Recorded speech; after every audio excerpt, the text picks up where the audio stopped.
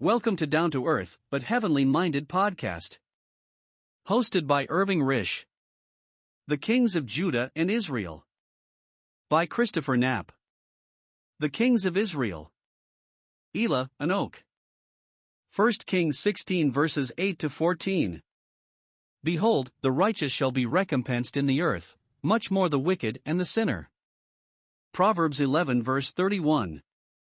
In the 26th year of Asa king of Judah began Elah the son of Baasha to reign over Israel in Tirzah 2 years.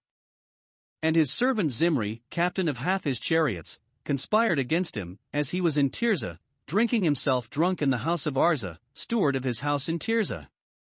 And Zimri went in and smote him, and killed him, in the 27th year of Asa king of Judah, and reigned in his stead.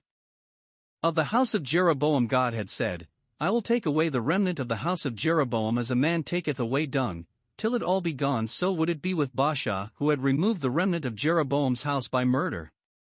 Drinking himself drunk was Elah's occupation at the time of his assassination.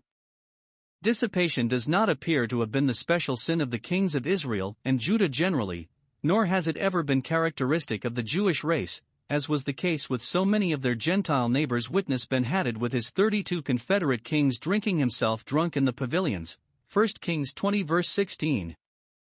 Of Elah, Josephus, 8:12, section 4, says he was slain while his army was away at the siege of Gibbethon, begun in his father Baasha's day. His murder was perpetrated in the house of his steward Arza, earthliness, who was probably as given to self-indulgence as his master. Contrast the steward Obadiah, 1 Kings 18 verse 3. His murderer Zimri at once began to massacre all the house of Baasha, sparing none, neither of his kinsfolks, nor of his friends. It was complete extermination, even as God had ordained it should be.